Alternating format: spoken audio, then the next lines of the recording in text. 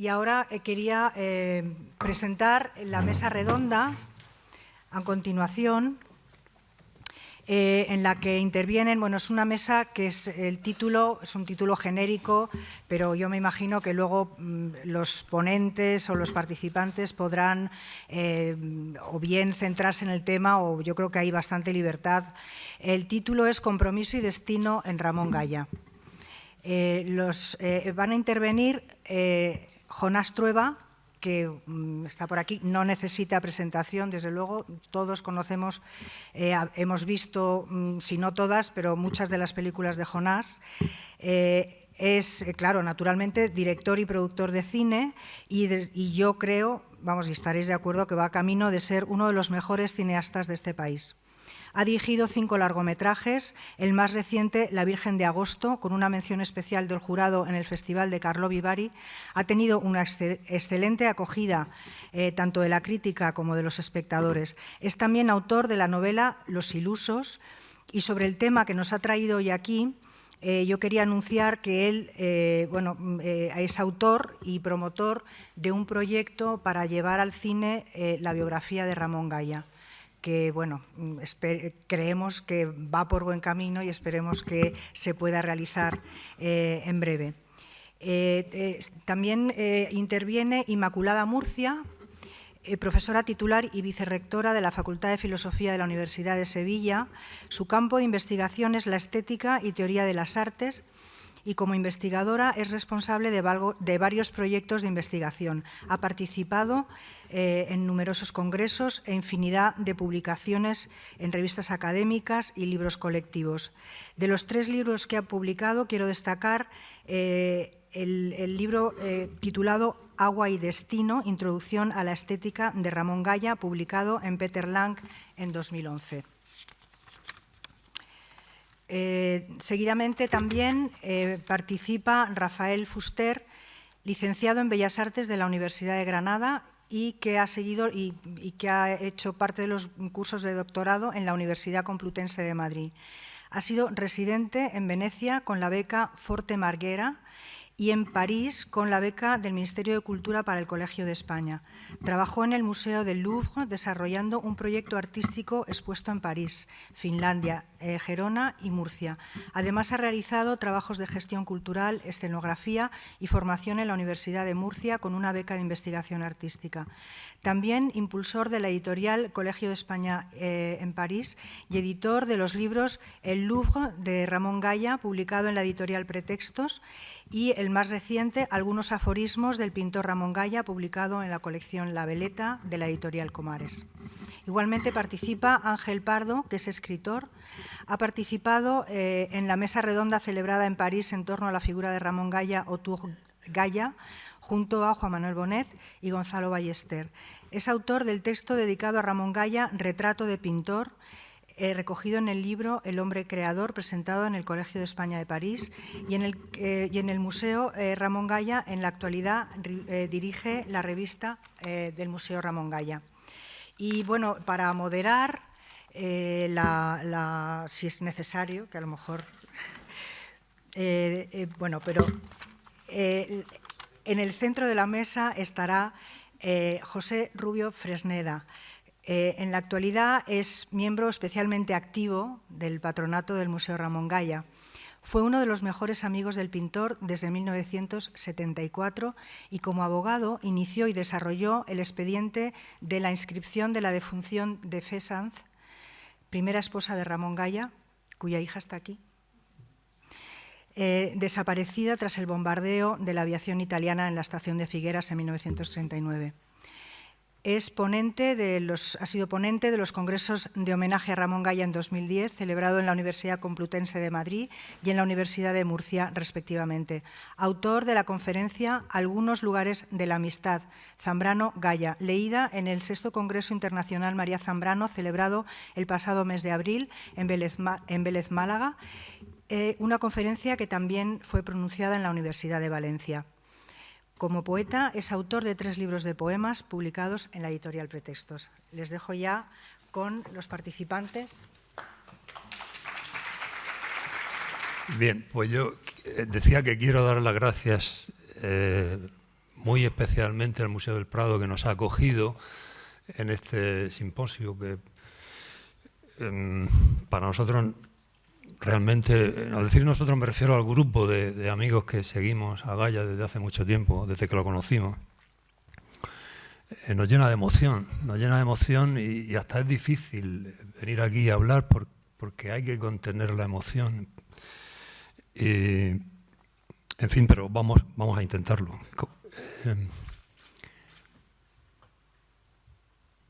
También quiero dar las gracias muy especialmente a Alicia Gaya, a la única hija de Ramón Gaya, que ha venido de Portugal para estar con nosotros, y a su hijo Duarte, que ha venido acompañando a su madre. Así es que le agradezco muy especialmente que estén aquí con nosotros.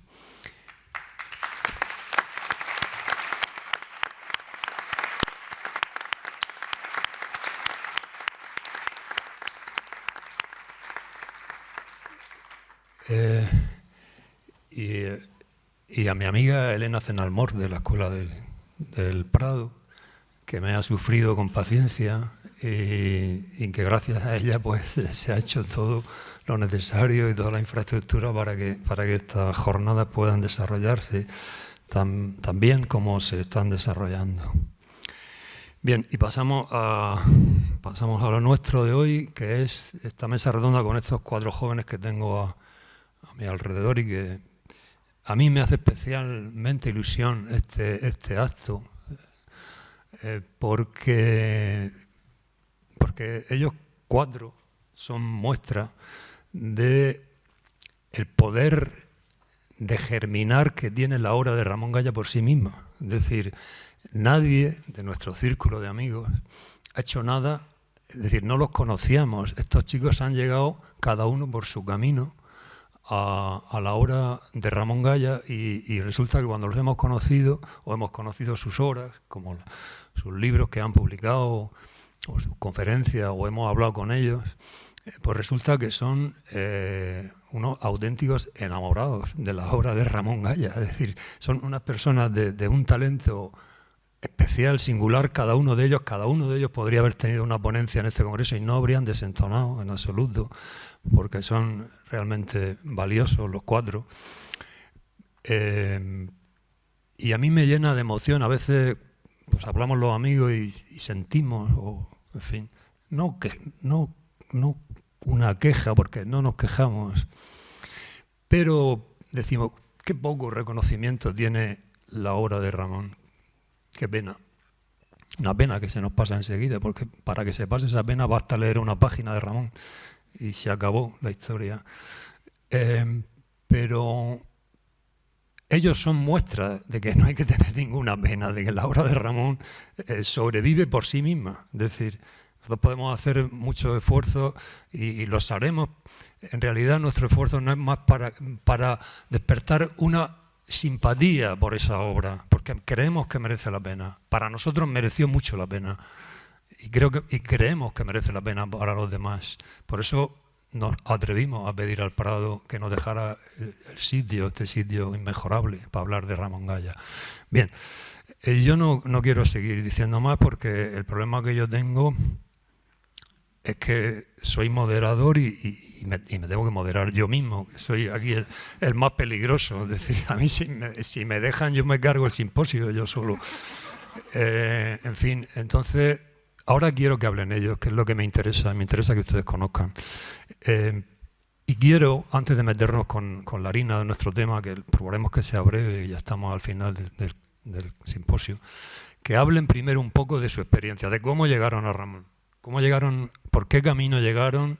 ¿Y qué supuso Ramón en sus vidas? Nosotros sabemos qué supuso en las nuestras y quizá hablemos también un poco de ello. Pero a mí me interesa saber cómo llegaron ellos, cómo germinó en ellos esa semilla que va por el aire, que es la obra de Ramón Gaya. Y ya le doy la palabra a Inmaculada Murcia.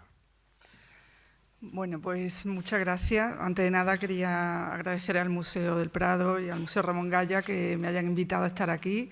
Para mí también es muy especial, muy especial por lo que voy a contar, contestando a la pregunta de José. Bueno, ¿cómo llegué yo a Ramón Gaya? Pues por María Zambrano. Yo trabajé en una tesis doctoral sobre el arte en María Zambrano y muy en particular sobre el papel que tenía la pintura en su reflexión.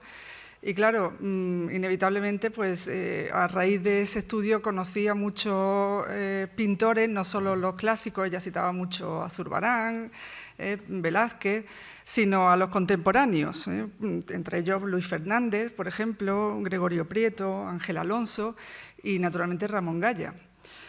Hay algunos escritos de María Zambrano que me remitieron en concreto al sentimiento de la pintura, que es un ensayo que leí con la boca abierta, que sigo leyéndolo con la boca abierta, entusiasmada, y de ahí pues salté a los diarios y por supuesto a Velázquez, Pájaro Solitario.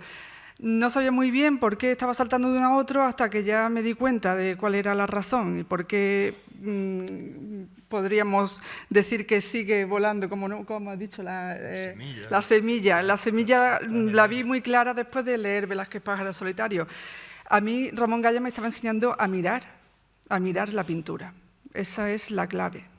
Sobre todo, yo me centré en los ensayos, luego ya conocí también su obra pictórica, pero era como si estuviese materializándose eso que yo luego he explicado muchísimas veces en clase, porque yo soy profesora de estética de la Facultad de Filosofía, lo que llamamos juicios de gusto, de los cuales sabemos mucho en filosofía de manera muy abstracta, sabemos que son juicios sintéticos y a priori, estas cosas que dice Kant, pero siempre cuando uno explica eso llega algún alumno y dice, ¿me puede poner algún ejemplo?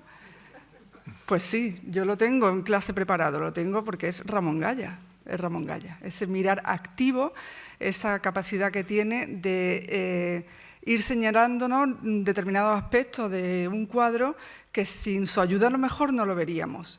Yo he recomendado muchísimas veces a mis alumnos que vean los cuadros de Vermeer leyendo lo que escribe Ramón Gaya sobre Vermeer. A mí, desde luego, me enseñó a otro Vermeer que yo no había visto nunca. Bueno, por ahí llegué. Cuando terminé la tesis, publiqué un libro extraído de la tesis y desde luego ya tenía claro a qué iba a dedicar mi siguiente libro. Y de ahí sale pues, Agua y Destino, Introducción a la Estética de Ramón Gaya, que lo escribí, como les estoy contando, después de haber pasado muchos años trabajando en una investigación académica, en una tesis doctoral, sobre una autora que en aquellos momentos ya estaba muy trabajada, se habían publicado muchos libros, eso fue en el año 2009, pero pasaba a un autor del que, por el contrario, apenas existía bibliografía. Me sentí un poco a la intemperie, estaban las cosas de Andrés Trapiello, muchas cosas sobre su pintura, pero de los ensayos de Ramón Gaya apenas existía trabajo académico ni artículos, había pocos muy buenos, pero pocos. Entonces trabajé un poco a la intemperie y en soledad. Luego me costó mucho trabajo publicarlo porque Ramón Gaya no lo conocía a nadie. Por eso digo que para mí también es muy especial estar hoy aquí, porque estamos en Las Rocas y está lleno de gente y parece que se está celebrando un simposio dedicado a Ramón Gaya. Si en algo ha podido contribuir a aquel librito mío al que le tengo tanto cariño, pues ya yo con eso me estoy más que satisfecha. El libro es espléndido.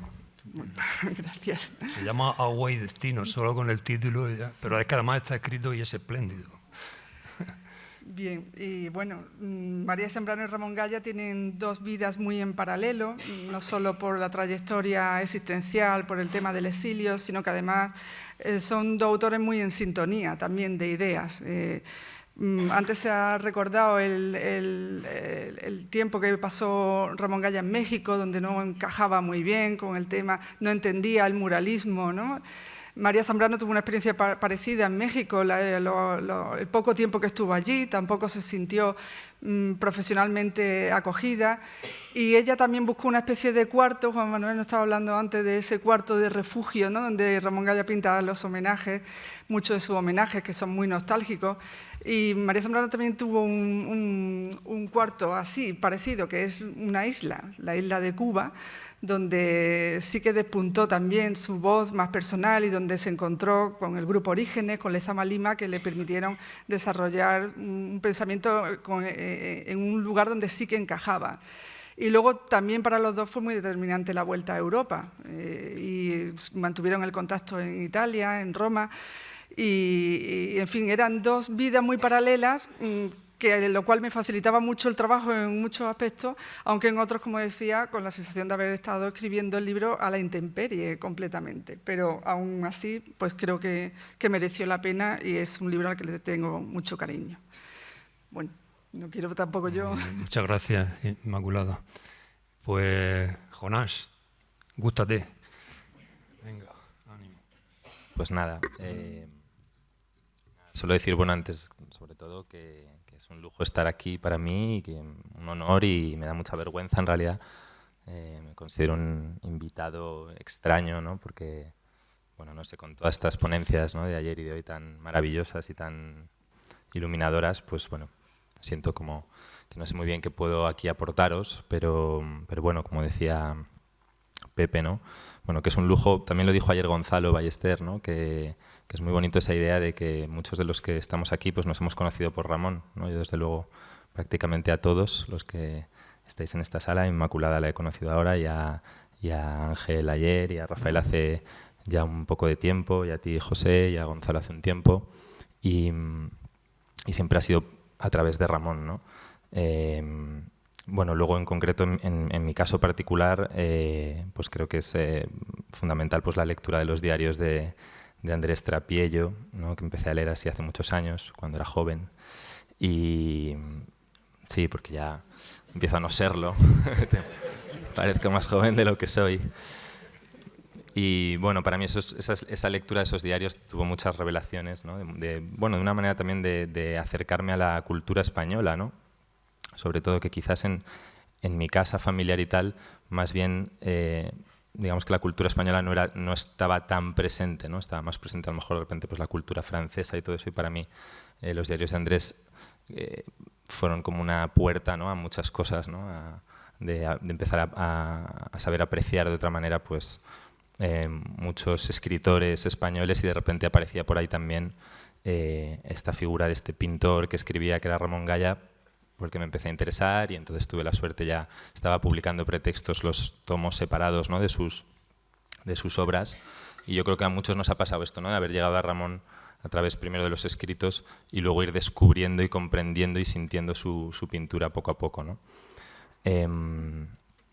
Bueno, no, quería decir eso, que en realidad, claro, para mí claro, yo soy cineasta, no me considero más una persona que tenga un conocimiento de la pintura especialmente, ¿no? Pero sin embargo, todo lo que es no sé, ¿no?, la poética, la metafísica de Ramón, su manera de estar en el mundo, de ser, de pintar, de escribir,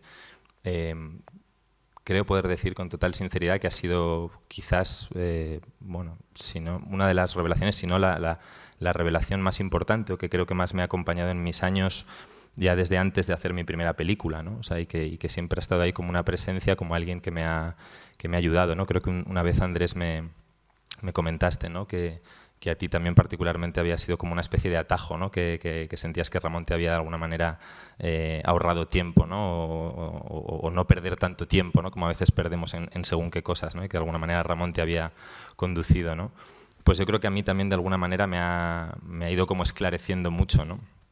Había tomado unas notas esta mañana antes de venir, porque justo leía de lo que os quería un poco contar, ¿no? Bueno, no sé, también por supuesto decir, conocer a Cuca, ¿no?, que toda su generosidad, ¿no?, desde el primer momento que me acerqué a ella siempre ha sido como, bueno, muy especial y muy también sorprendente, ¿no?, para mí la generosidad que despliega siempre, y bueno, quería decirlo. Para mí además también asocio mucho la figura de Ramón a esa idea de la generosidad, a la idea de la admiración, ¿no? Creo que una de las cosas más bonitas que nos enseña Ramón es precisamente admirar, ¿no? Y admirar bien, ¿no? Y cómo él ha sabido admirar como constantemente, de una forma tan intensa, a tantos otros artistas, ¿no? A creadores, ¿no?, a pintores, a escritores, a actrices, ¿no?, a muchas personas, ¿no? Es una de las cosas que para mí también es como muy, muy revelador, ¿no?, que está en sus textos y está, por supuesto, en toda su pintura, ¿no? De alguna manera es un gran homenaje a la pintura, ¿no?, a la vida. no sé, bueno, ayer eso, pues también eso, escuchando a Miriam, ¿no? La ponencia ayer de Miriam, ¿no? Luego se lo comentaba, ¿no? Que fue muy bonito, ¿no? Bueno, en realidad, todos los cuadros, ¿no? que habéis ido como proyectando, ¿no? Que muchos los conocíamos, pero de repente había algunos que no. Y lo comentábamos, ¿no? Esa sensación de que es una pintura que yo le decía que a mí se me hace la boca agua, ¿no? O sea, que muchas veces viendo esos cuadros hay algo ahí, ¿no? Como que decíamos que nos apetecía casi como poder tocarlos, ¿no? Que tienen esa cosa como tangible, ¿no? Corpórea. Bueno, todo eso que habéis dicho mucho mejor con palabras los expertos, ¿no? También de son los teatrillos o los... pero hay algo, ¿no? como una sensación matérica, ¿no? En esos cuadros, siendo al mismo tiempo cuadros tan finos, ¿no? Y tan casi espirituales, ¿no? Y sin embargo qué terrenales que son, ¿no? Y esa idea de, bueno, no sé precisamente qué es la expresión de que se me hacía la boca agua, ¿no? Me gustaba, ¿no? Como colocar ahí la palabra, ¿no? El agua, ¿no? Y bueno, decir eso para tampoco enrollarme mucho, eso que apuntaba eso, ¿no? Esta mañana, ¿no? Que para mí mi manera, por ejemplo, de pensar también, ¿no? Y de comprender el cine tiene que ver con esa sensación de estar, ¿no? De sentirse estar, ¿no? Que es algo que yo creo que transmite mucho la pintura de Ramón, ¿no? De estar como en un espacio, de estar como en una casa, ¿no? Para mí hacer cine tiene que ver con eso, ¿no?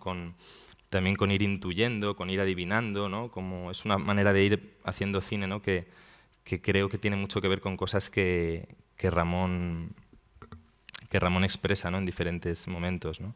Y hay una cosa también que creo que él, bueno, ha dicho de muchas maneras, está muy bien recogido por Rafael en su libro de los aforismos, ¿no?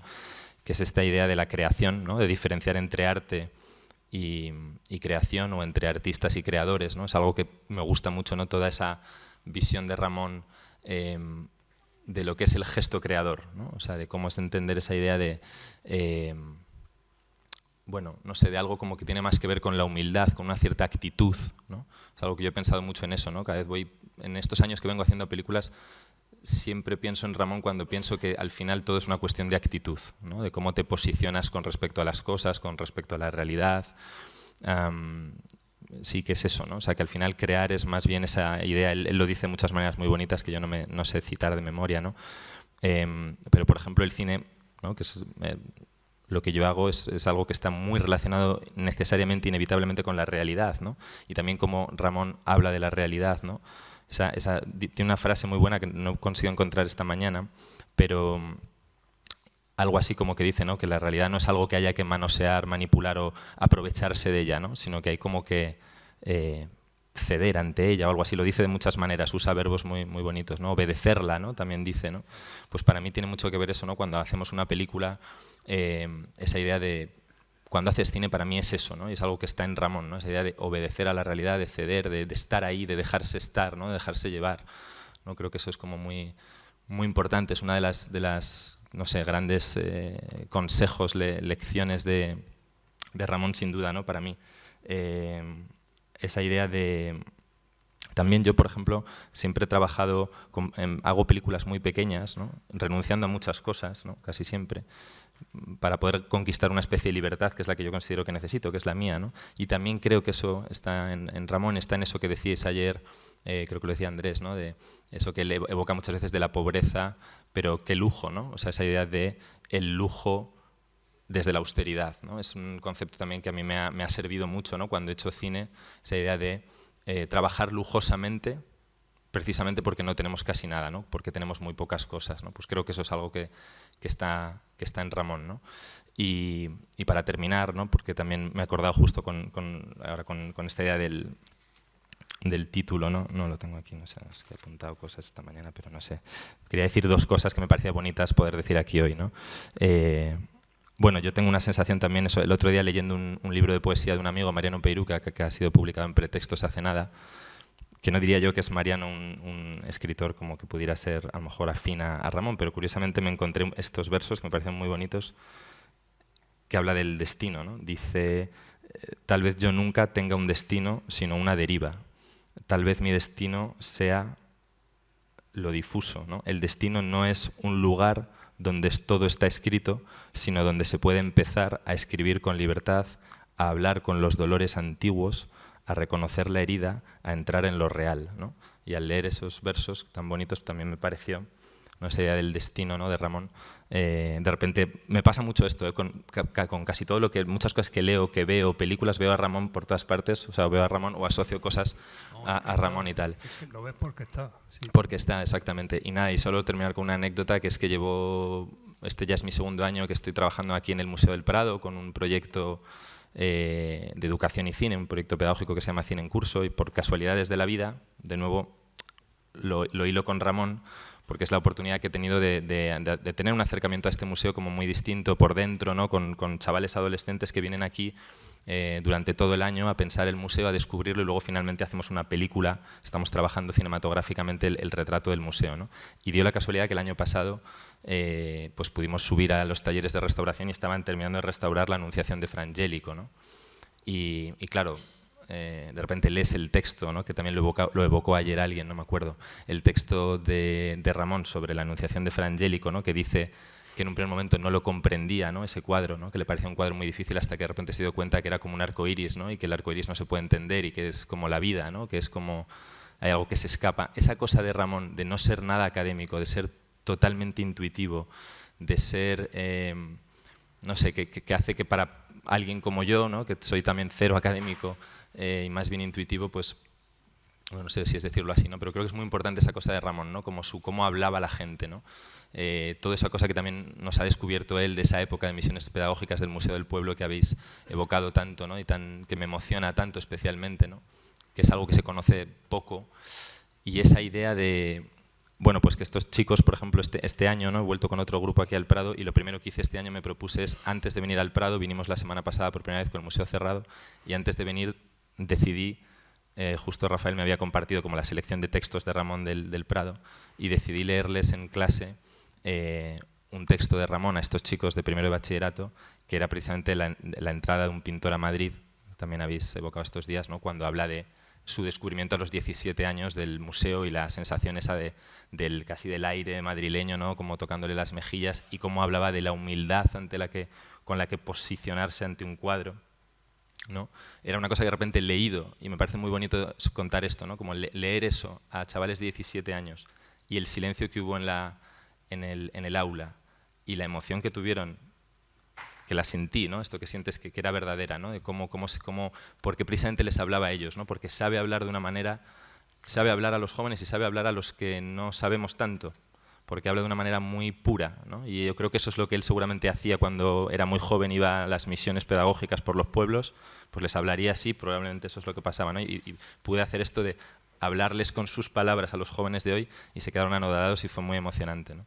O sea que bueno, está ahí en todo. Muy bonito eso que has contado, sí. Y nada, eso. Rafa. Pues nada, muchas gracias. La verdad es que es un placer estar en el museo de más sustancia pictórica que existe, como lo decía el propio Ramón Gaya, en esta patria que es la pintura, la única posible en la que habitar. Yo creo que también era un pensamiento de Ramón Gaya. Y yo conozco a Ramón Gaya de siempre, porque soy murciano, porque desde pequeño estaba habituado a ver sus exposiciones, que ya empezaban a hacerse en Murcia. Un poco más tarde se inauguró el museo. Y ya admiraba su pintura, pero lo cierto es que yo podría decir que tengo un encuentro definitivo con Ramón Gaya muchos años después. Y era 1999. Justo en ese año se celebraba el 4º centenario del nacimiento de Velázquez. Y entre las muchísimas cosas que se hicieron, una de ellas era una revista dominical donde alguien, muy pequeñito, señalaba a Ramón Gaya como uno de los pocos que supo leer con su pintura y con sus escritos al genial pintor sevillano. Así que de esa admiración inicial que yo tenía hacia Ramón Gaya surge una curiosidad tremenda por conocer a Ramón Gaya que escribe. Así que podría decir que Velázquez me lleva a Ramón Gaya, de pintor a pintor. Y lo que hago es leer esos textos, como creo que hemos hecho un poco todos, completamente hechizados, que nos marca un antes y un después, y desde entonces para mí se convierte en consuelo y en compañía, un compañero de vida, un modelo. Creo que Andrés dices que lo que hay que saber en esta vida es elegir los modelos. Pues es un modelo que creo que a todos nos acompaña hoy bastante. Yo por aquel entonces estaba estudiando Bellas Artes. Claro, era muy fuerte encontrar estos textos nada dogmáticos. Y sobre todo era un pintor que escribe, pero yo entendí que era un pintor que escribe para pintores, o por lo menos desde la voz de la pintura, afinada, en igual sintonía, en igual modulación que la pintura. La pintura no se dice, nos dice José Gutiérrez Solana, y yo entendí que de decirse esta era la única manera posible de hacerlo. Así que el pensamiento de Ramón Gaya, como creo que hemos visto todos, se presentaba como algo nuevo, no solo nos daba obras escogidas, no solo nos daba una manera diferente de ver el Louvre o de ver el Prado, de ver Venecia, de ver ciudades, sino que nos daba una idea que es que las leyes las da la realidad. Toda su obra está hecha desde el sentimiento, que como sabemos es lo que aglutina, y no desde el conocimiento, o solo del conocimiento. Decía Juan Ramón Jiménez que crítica, cultura y conocimiento separa a los hombres en contraposición del bien, la belleza y la bondad. Pues de estas tres últimas brotan por igual páginas y pinturas en Ramón Gaya. Es cierto que ayer Miriam lo dejó muy claro, el pintor que escribe, yo no hago distinción, ni muchísimo menos, ayer se vio clarísimo el todo, que significa que es Ramón Gaya, aunque yo creo que jamás hubiera escrito una sola línea en su vida si no fueras por esa primera energía, que es la pintura. Lo cierto es que para alguien que está estudiando Bellas Artes, encontrar a alguien nada dogmático, que ha hecho una obra en la que te trae el arte del presente, te libera el hechizo del arte del pasado, te lo trae y lo funde en el presente, era un auténtico milagro. Porque además también lo que hace Ramón Gaya es, como decía, si habla desde el sentimiento, elimina todo conflicto en arte. Y si no hay conflicto, no hay castillos en el aire que construir. Era un ejemplo también que estaba vivo, que por aquel entonces recibiría en la sala principal de este museo, recibiría el Premio Velázquez. Poco tiempo después organizaría la exposición en la Reina Sofía. Y lo cierto es que lo que podría decir de la enseñanza de Ramón Gaya es que él señala dos caminos. No lo señala él porque evidentemente no es dogmático, no te obliga a posicionarte como quizá te obligan las vanguardias a elegir. Y los dos caminos son, uno sería el camino de la sociedad cultural, donde uno puede confundir el mundo con la vida y está lleno de distracciones, y luego está el otro camino que se presenta como algo más intocable, por lo menos, que es el camino de la vida, el camino de la realidad. Del primer camino salen artefactos, productos prefabricados, y del segundo, del segundo camino salen seres vivos, carne viva, como él decía. Cuando yo digo que Ramón Gaya te lleva de la mano a la realidad, no es solo metafórico. Nosotros nos encerramos en Bellas Artes una vez que habíamos pasado la pintura del modelo para confeccionar y para pintar utilizando herramientas que no son nada desdeñables, es cierto, como la fotografía, el proyector, cualquier otro tipo de disciplina, pero siempre de espaldas a la realidad. Aquí está con nosotros Pedro Serna, es un pintor que fue mucho con Ramón Gaya a pintar a la calle, a pintar a Aix-en-Provence, a Nápoles, a Venecia, al Valle de Ricote, como decía Juan Manuel, y lo que hicieron es algo que es milagroso, y es convertir el mundo en su estudio. Y es un poco la enseñanza que yo tengo, hacerlo transitable, algo vivo, quitarle peso. En realidad lo que buscamos es ejemplos de vida que nos aligeren la carga. Y esa es mi opinión de mi encuentro. Muy bien. Gracias, Rafa, gracias. Pues les dejo con el maestro Ángel Pardo. El maestro. Buenas tardes. Vamos a ver, bueno, gracias por contar conmigo aquí, para estar aquí, entre amigos. Estoy bastante cómodo porque hacemos algo que hacemos cotidianamente, ¿no? que es hablar de Ramón Gaya. Está presente y bueno, cuando uno no lo sacan de sus casillas, pues está bien, está cómodo. Básicamente el encuentro con la obra de Ramón se produce gracias a Rafa, somos amigos hace muchos años. Y bueno, era en los primeros años así de la formación, esa formación que no se acaba jamás, claro, la formación no se acaba nunca, pero en los primeros años así más evidentes de la formación, pues él me debió quizá ver un poco falto de formación, ¿no? y me dejó esos libros, compartíamos eso, los libros, las pinturas, y me dejó la obra de Ramón y bueno, y encuentras, lees tantas cosas, ¿no? y de repente ahí pues encuentras algo que que él lo decía en algún sitio, ¿no? Que te corta, ¿no? radicalmente el paso, ¿no? Que te tienes que quedar, que eso no es una cosa más, no es esas cosas que salen en los periódicos todos los días y tal, que hace tanto ruido y que luego no es casi nada. Pues esto era otra historia. Entonces te quedas ahí y lo que encuentras es un maestro, ¿no? Un maestro. Bueno, lo que decía Strapiello lo ha dicho Rafa, es una frase que hemos repetido muchas veces, la entresacamos por ahí de los escritos de Andrés Strapiello y se nos ha quedado siempre, que claro, que es natural, ¿no? Si estamos permanentemente imitando desde que nacemos, pues es natural que cuando uno ya se va a conducir un poco solo, pues elegir bien a los maestros, ya nos han venido dados los padres y el entorno, pero luego ya empezamos a elegir un poco los maestros. Y si los eliges bien, pues no es que vayas a hacer nada del otro mundo, ¿no? Pero ya por lo menos no te vas a descarriar, ¿no? Vas a tener un cierto centro, ¿no? Y claro, es una suerte enorme, una gracia de la vida que te aparezcan maestros de verdad, ¿no? De verdad, con entidad, con consistencia y esos que decía también en algún sitio rápido, recuerdo, de llegada, ¿no? No de partida, sino de llegada, ¿no? Donde te puedas quedar y donde puedas descansar el resto de tu vida. El maestro, ¿qué significa, no? ¿Qué significa un maestro? Claro, pues dices un maestro y bueno, puede ser una palabra así un poco que puede ser mucho y puede también quedarse un poco vacía si no se explica. La trascendencia es que te enseñan a vivir, ¿no? Un maestro te enseña a vivir, ¿no? Más que escribir y todo esto, que es un poco secundario, ¿no? en relación al vivir, ¿no? O también o más bien que es que todo nace del propio vivir, ¿no? Todo nace de lo que seamos, ¿no? Si no te haces tú como hombre, si no te haces algo, pues es imposible que escribas algo. Claro, es un poco, muchas veces se piensa que todo esto nace un poco como que uno está elegido y tal. Ahora cuando hable de los artistas adolescentes, pues pasa un poco así, ¿no? Que son como gente así como elegida, de repente, así como tocados por una mano. Pues no es así, ¿no?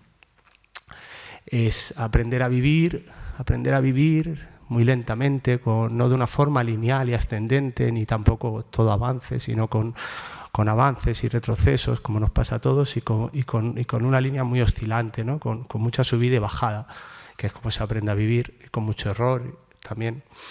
Entonces, el aprender a vivir, ahí es donde está Gaia, donde es decisivo Gaia. Claro, esto pues a nivel personal son palabras mayores, claro.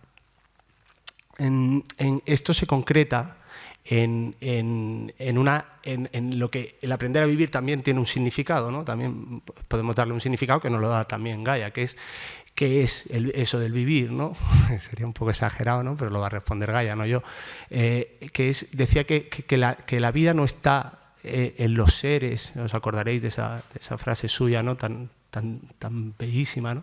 Que no está en los seres, ni en las cosas, ni en los paisajes, sino que está en la relación que establecemos con los seres, con los paisajes, en la muy estrecha unión, viene a decir, que establecemos con los seres, con los paisajes y con las cosas. Pues eso es el vivir, ¿no? Ese sería el vivir, ¿no?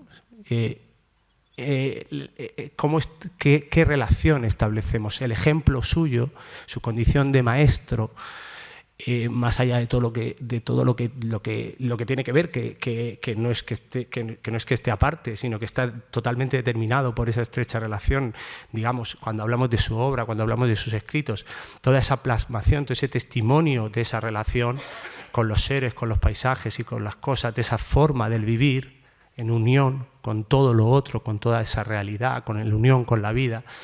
Digamos que ahí es donde se convierte en ejemplar, en esa forma especial y distinta de intimidad que tiene con la realidad, con la vida, con los seres que le rodearon, con los paisajes y con las cosas. Bueno, y ahí hay muchos rasgos que concretan esto, ¿no?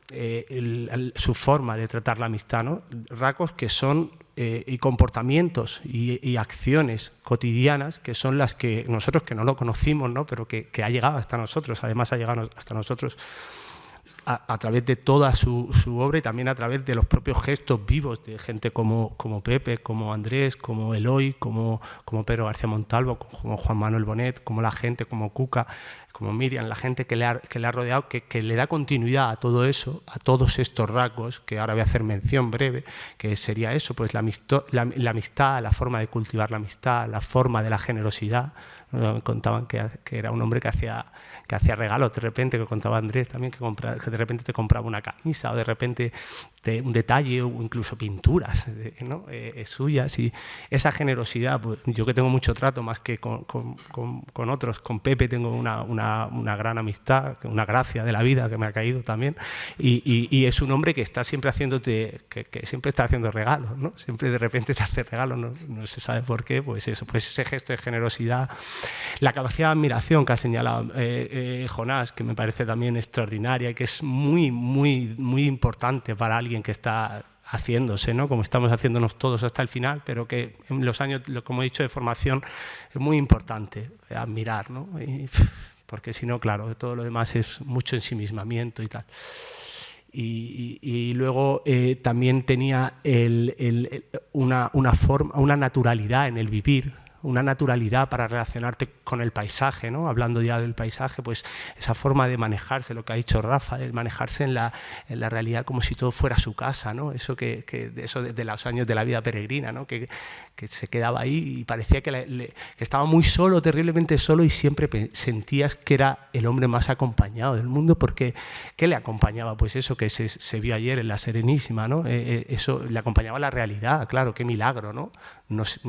Conseguir no estar nunca solo, porque la realidad, cada detalle de la realidad te embelesa, te consuela, te acompaña, te asombra. No sé, eso, joder, estaría bien, ¿no? Conseguir alguna cosa así, ¿no? Vivir así, conseguir esa naturalidad en el vivir.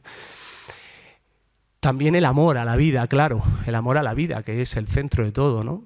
Por eso Nietzsche también, ¿no? El amor a la vida, por encima de todo, el amor a la vida, que es lo que le hace resistirlo todo, siempre, ¿no? Y dices, ese estoicismo, esa capacidad, esa aceptación al dolor, esa tragedia, ¿no? Terrible, esa vida, esos años de soledad en México. Pues claro, porque es que el amor a la vida es algo que te impide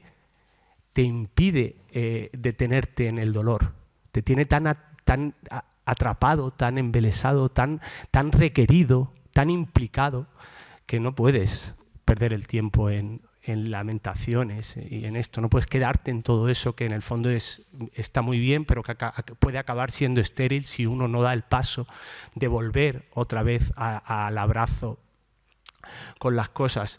También está, claro, el silencio, ¿no? Lo que hemos hablado tanto del silencio, se habla tanto del silencio estos días, claro. Había un libro muy bonito de Ignacio Prieto que está editado en Pretextos, que yo lo hablo muchas veces con Rafa, que es un libro magnífico, que es de esas cosas que solo se le ocurre editar a Pretextos, que se llama Ética del desorden, que está fenomenal y que dice que la crisis de la pintura es la crisis del silencio. Claro, porque sin silencio no hay contemplación. Sin silencio es imposible recibir nada, es imposible ver nada. Eso lo decía Juan Ramón, con ruido no veo, ¿no?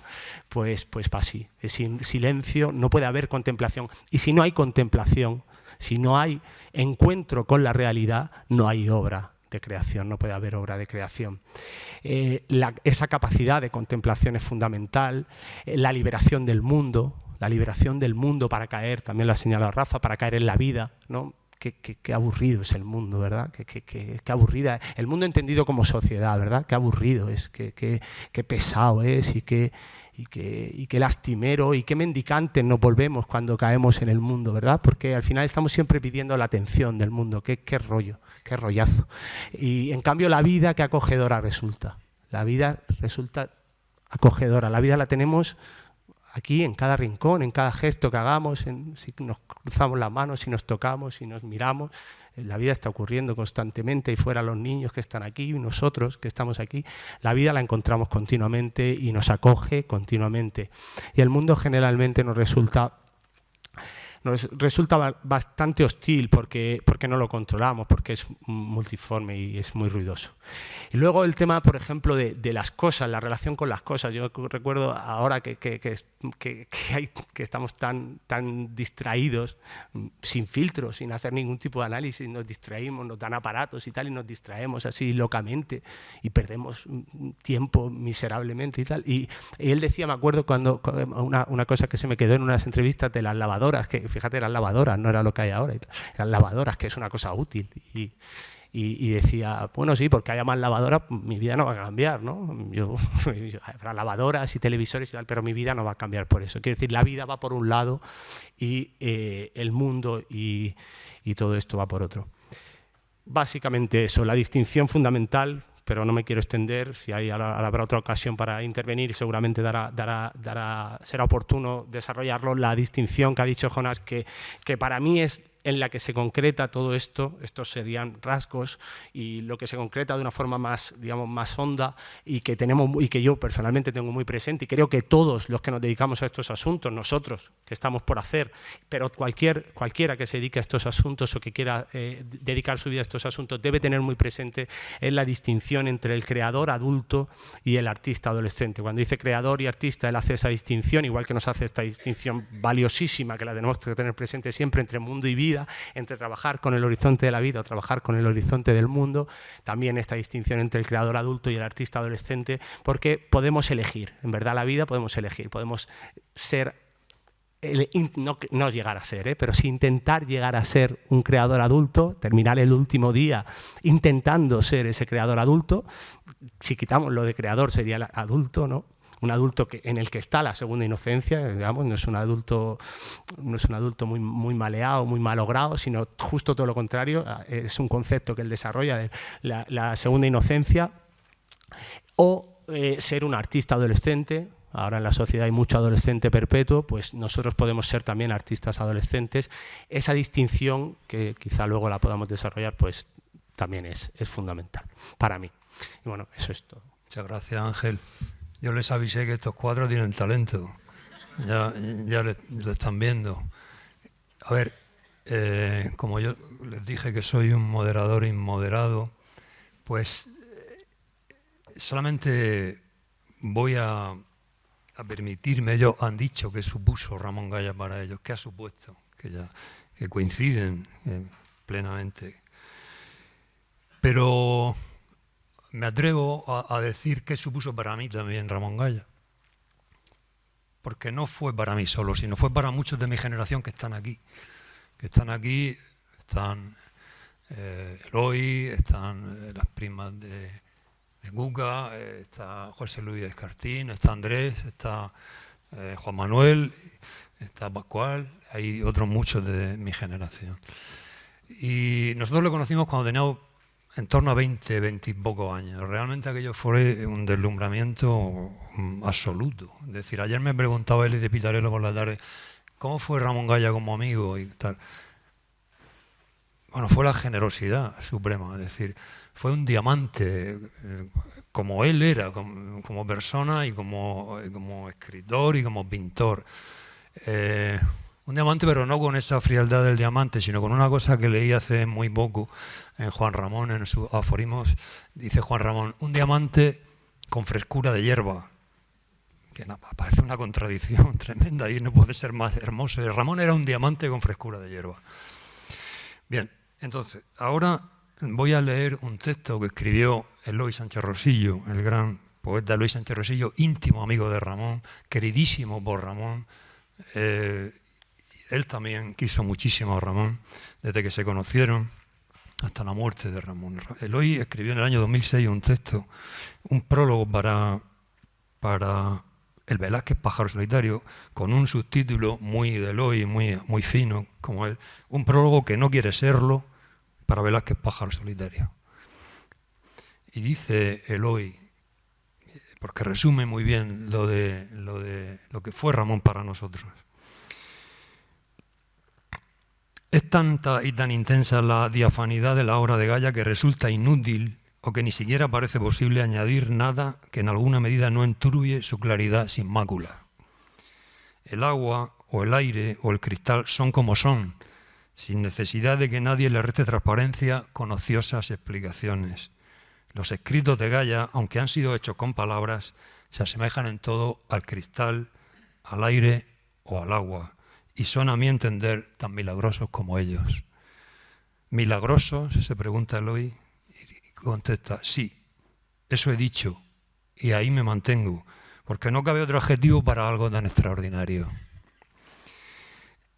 El don inestimable que como pintor, como escritor y como amigo supuso para mí Ramón Gaya es una de las cosas más hermosas que me han sucedido en la vida.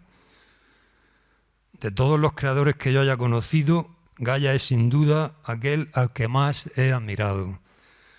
No sé si logré aprender algo de él. Lo cierto es que, aunque nunca se propuso ser maestro de nadie, eran constantes las enseñanzas que se desprendían de la frecuentación de su obra y del trato con su persona. Lo conocí al final de mi juventud, en un momento en el que empezaba yo a entrever los lugares a los que soñaba con llegar.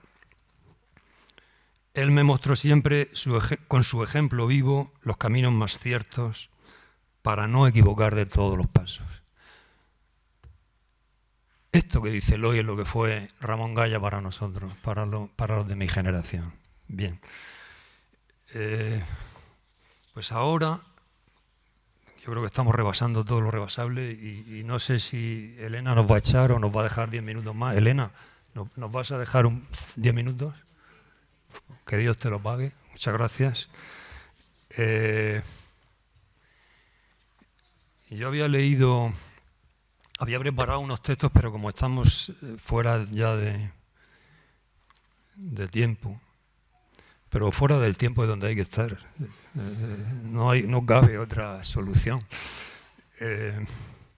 Solo voy a leer 2 fragmentos de cartas de María Zambrano a Ramón Gaya, un fragmento de una carta de María Zambrano a Ramón Gaya y la respuesta de Ramón. Y con esto, que es brevísimo, les vuelvo a hacer la palabra y que ellos rematen. Carta de María Zambrano a Ramón Gaya, escrita en La Habana el 13 de junio del 49. Están pensando los dos en volver a Europa en ese momento, Ramón Gaya y María Zambrano, y verán que este fragmento tan breve que les voy a leer, si lo aplicamos a nuestra situación real hoy, 17 de octubre del año 2019, y ponemos en vez del nombre de Ramón el nuestro ahí, nos sirve para ahora cuando salgamos de aquí del simposio. Nos sirve porque esta es la carta dirigida a la humanidad, aunque está escrita para su amigo Ramón Gaya. Dice María Zambrano, ¿y qué vas a hacer, Ramón? ¿Qué vas a hacer? Ya sé que tú no eres para precipitarte en la acción, como tampoco yo. Pero mira, tenemos nuestros dioses, y si sabemos hablarles y escucharles, las cosas se hacen ellas solas, y entonces las cumplimos casi sin responsabilidad y sin esfuerzo. Me refiero al esfuerzo de la voluntad. Éntrate donde están tus dioses y habla con ellos, que será hablar contigo. Y entonces verás muy claro lo que necesitas hacer o que se haga. Y después de un poco de padecer y aún de gritar, se acaba cumpliendo. Adiós, escríbeme, adiós, María. Y Ramón le contesta con 3 líneas. Leo un fragmento, la contestación es más larga, pero Ramón le contesta unos días después, desde México. No hace falta decir que la situación en la que vivían los dos era extrema. Es una situación de extrema pobreza, de extrema incertidumbre. Bien, y en ese momento Ramón le dice, querida María, cuánto te agradezco tu carta. Si no fuera por esos dioses interiores, ¿dónde estaríamos todos ya? En una sola cosa me siento cada vez más fuerte, mi pintura, y cada vez me siento más comprometido. Es una alegría sentir que no somos libres. Sí, gracias a Dios no tenemos, este es Gaya puro, esto que viene ahora, esa monstruosidad vacía que se llama libertad. Un abrazo de tu hermano Ramón. Bien, esta carta tan sorprendente para nosotros ahora es la que quiero que ellos comenten. Empezamos por Inmaculada. Bueno, yo podría tirarme 3 horas hablando de... Si podemos reventar el Prado. Pero no, voy a intentar contenerme. Pero intentarlo. voy a señalar lo que creo que es más importante ahí, que es una idea que María Zambrano la ha expuesto también muchas veces, que es la relación entre la libertad y la obediencia, o el destino y la libertad. Parecen paradójicos, en un sentido, en un uso coloquial común, podríamos entenderlos como una contraposición de términos, pero para ellos no lo es. Entonces, yo creo que esa es la clave de esas 2 cartas, la cuestión de que cuando se obedece, me voy ahora a Ramón Gaya, cuando se obedece a la ley con mayúscula de la creación, entonces se es libre en la creación. Y justamente se deja de ser libre cuando en vez de seguir a esos dioses o esa ley con mayúscula, seguimos a las leyes pequeñitas, que son las que en la historia de la estética y la historia del arte pues podemos entender como la mímesis, la búsqueda de la belleza porque sí, incluso que el arte tenga que ser abstracto, que el arte tenga que ser de los sueños. Todas esas son para Gaya leyes minúsculas que lo que hacen es empequeñecer el arte, y entonces cuando entramos en una esclavitud artística que conduce a lo que él llama muchas veces arte artístico, que por cierto es una expresión que coge de Ortega y Gasset. Cuando pasamos de esas leyes y entramos en este segundo plano, que podemos entender casi que es como un plano místico o gnóstico, muy compartido también con María Zambrano en otros aspectos de su planteamiento más relacionados con la poesía, y que, por cierto, en los 2 casos tiene mucho que ver con la experiencia del exilio, que le hace entrar en una vivencia distinta a la realidad, por mucho que luego ellos hablen mucho de la realidad y de la vida, pero su experiencia de la vida está muy espiritualizada y muy desterrada por la experiencia del exilio. Eso es muy de Zambrano también. Bien, pues una vez que se trasciende ese plano, entonces la ley o la libertad es obediencia, y la ley, el vasallaje del arte, como también le llama Ramón Gaya, nos conduce al final al destino, que es el de la creación y el del agua, ¿no? en concreto, en Ramón Gaya. Entonces, compromiso, ley, obediencia, libertad son términos que yo creo que en Ramón Gaya significan más o menos lo mismo. Y que hay que entenderlo desde esa otra dimensión elevada sobre, también hablabas tú un poco de eso cuando contraponías vida y mundo, ¿no? Hay que entenderlo desde esa otra experiencia o intento de ir más allá de lo aparente, de lo superficial, para encontrar realmente la carne, el corazón de la vida, de la realidad, y ahí es donde podemos entender que se encuentra el compromiso del artista y la creación. Yo creo que eso explica también, en otro orden de cosas, voy terminando, que sé que vamos muy mal, porque Ramón Gaya detestaba tanto lo que hoy entendemos como arte comprometido. Y, bueno, hay una polémica conocida con Josep Renau, ¿no?, sobre el cartelismo en la guerra, y su defensa del compromiso entendido como lo estoy intentando explicar aquí, como obediencia al destino creador de la pintura, y no como la instrumentalización del arte para fines que están más allá de lo artístico, como puedan ser ideológicos, políticos, etcétera, por mucho que eso no quite que él tuviese existencialmente, biográficamente, un compromiso con los acontecimientos políticos, naturalmente. Pero es muy de esa generación, además, por todo el aprendizaje que habían tenido del purismo en poesía, del esteticismo en el sentido juanramoniano, no el otro, no el esteticista formalista, el intentar preservar el arte de cualquier contaminación, valga la expresión, que pudiera desviar ese destino que es el que él estaba buscando, ¿no? Entonces, bueno, simplemente eso, hay que entender compromiso, libertad, obediencia desde un plano gnóstico, superior, distinto, para que se comprenda bien lo que quiere decir y por qué en ese plano dejan de ser una contradicción, libertad y obediencia. Bueno. Muchas gracias, Inmaculada. Pues por seguir el orden que continúa Jonás. Bueno, pues no, vamos, que entiendo que... No, me gustaba mucho, ¿no?, como esa carta, la mención que hace como a los dioses, ¿no? Como le dice, no sé, como consulta a tus dioses, ¿no? O sí, haz caso a tus dioses, ¿no? Que entiendo que también, claro, que son pues, los pintores que admira o la gente, ¿no?, en la que encuentra. O sea, esa relación creo que también es muy bonita, esa idea, ¿no?, digamos, de conversación, ¿no?, como de diálogo, ¿no?, siempre con otros que han estado antes que tú, ¿no?, en los que confías, que consideras te puedes incluso considerar su amigo, ¿no? Tus amigos, tus viejos amigos, ¿no? Que yo creo que son Ramones. A mí me gustan siempre mucho ese tipo de creadores, ¿no? Que son capaces de tender hilos, puentes y diálogos con otros, ¿no? O sea, que son...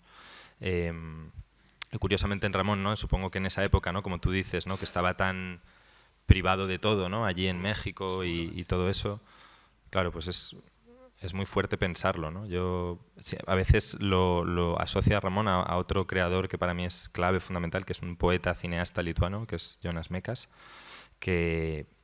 siendo alguien muy distinto, porque es como el ejemplo del un poco el padre de la vanguardia del cine, ¿no? De la vanguardia y tal, o sea que es algo... Pero sin embargo, como que comparten esa idea del exilio y cómo son dos personas que lo han sufrido todo y que cuando llegan al exilio de repente encuentran, bueno, una manera de seguir creando, de refugiarse, ¿no? En el caso de Ramón con esas pinturas, esos homenajes, en el caso de Mekas era que se consigue comprar una cámara de 16 milímetros y empieza a filmar.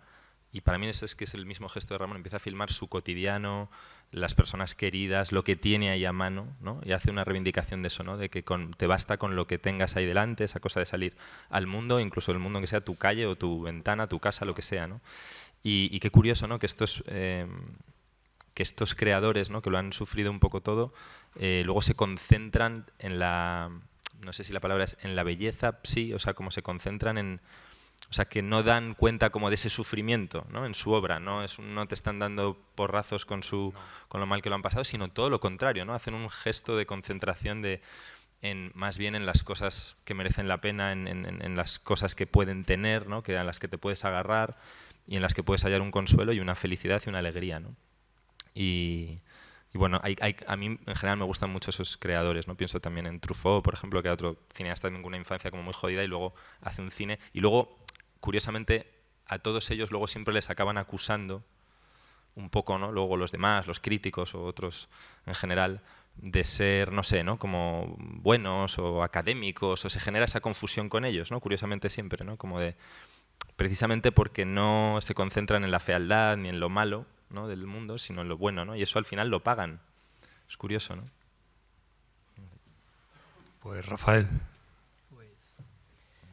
Bueno, yo para hablar sobre las cartas, me voy a servir de una anécdota que nosotros, creo que no lo hemos dicho, pero ninguno de nosotros hemos conocido en persona a Ramón Gaya, a excepción de Pepe. Sí tenemos la inmensa alegría de sabernos amigos de su círculo mágico, como lo llamaba ayer Manuel Ramírez en la carta de Borrás.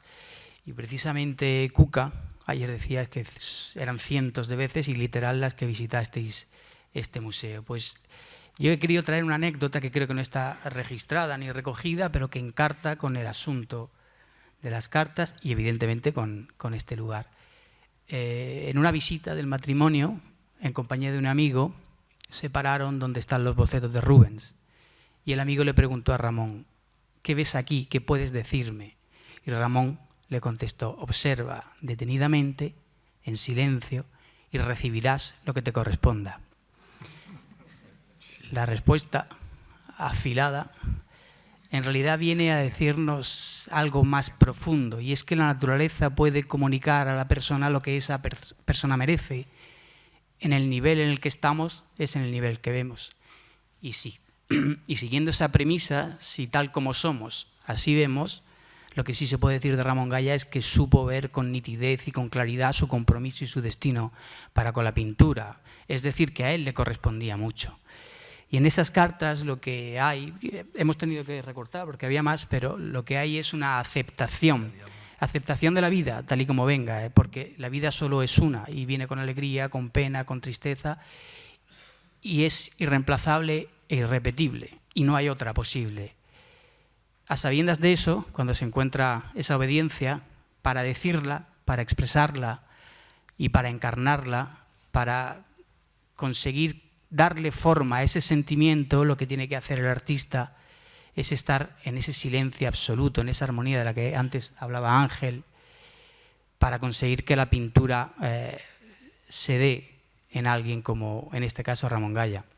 Yo voy a acabar porque es verdad que no hay tiempo. Justo antes de entrar he querido intentar crear un poco de silencio, porque este sitio es verdad que, como digo, la pinacoteca por excelencia del mundo es verdad que impone. Y paseando por las salas, la sala 61, donde está el desnudo de Rosales, en el que dice Ramón Gaya que queda interrumpida la pintura. Es el desnudo, como sabemos, en el que Rosales escribió detrás, pintado en una sola sesión, creo, y luego los críticos le dijeron que parecía que estaba hecho con brocha de afeitar. Pues yo creo que ese es el cuadro más gallesco que hay aquí. Hay una ley de la rima, es decir, parece que la pintura no se interrumpe ahí, que la pintura de tanto en tanto se quiere encarnar en alguien, y en este caso ha sido la de Ramón Gaya. Luego, si pueden, échenle un vistazo y vean sobre todo la parte baja, porque da la sensación que podría haber sido pintada por esa mano también de Ramón Gaya. Hay una hermandad, algo muy vivo entre las dos. Y ya le dejo a Ángel. A ver, bueno, quería decir una cosa previa que me venía pensando todo este tiempo, durante estos 2 días, y que también tiene relación con lo del reconocimiento y eso. Al final, la obra de Ramón, nosotros podemos hablar todo lo que queramos, pero en verdad la obra de Ramón está perfectamente, exquisitamente editada, hasta el punto de, incluso lo último ya, que son estas cartas a María Zambrano, y Cuca está siempre, Isabel está siempre haciendo, trabajando, digamos, para que eso no deje de suceder, y está al alcance de todos, perfectamente editada, y la podemos leer, que creo que es el mayor homenaje que se le puede hacer y la mejor manera de llegar a él. Y también su obra está a salvo, a resguardo, para siempre prácticamente, ¿no? Gracias al Ayuntamiento de Murcia, que tuvo a la iniciativa de sus amigos en Murcia, en un museo que es muy acorde a él. Entonces siempre podemos llegar a él, tenemos acceso inmediato. Y en relación con esto, es que en relación con lo de la obediencia, es decir, solamente muy breve, que la creación no es algo que hagamos. La creación ocurre, le ocurre al hombre que espera, que, como ha dicho Rafa, que lo merece, que espera humildemente el cuadro, que obedece, y la libertad, el peligro que tiene es que, claro, es que cuidado con la libertad, porque se puede usar de cualquier manera, la podemos usar de maneras muy vulgares. Entonces, mejor poder someterse a algo superior y vivir bajo los ojos de esos dioses, bajo los ojos del propio Dios, porque la alternativa es eso que decía Ramón, de el que no cree en Dios puede acabar creyendo en cualquier cosa, ¿no? Entonces es el peligro de la libertad, y es la salvación de la obediencia, la salvación de la fe, la salvación de vivir bajo la mirada de Dios, la mirada de esos dioses, bajo la mirada de la tradición, bajo la mirada de los grandes maestros. Esa sería la opción a la que estamos llamados todos. Y nada más. Acaba Pepe. Pues muchísimas gracias a todos de corazón, y nos dio una alegría ver tantas personas aquí escuchando a Ramón Gaya. Gracias.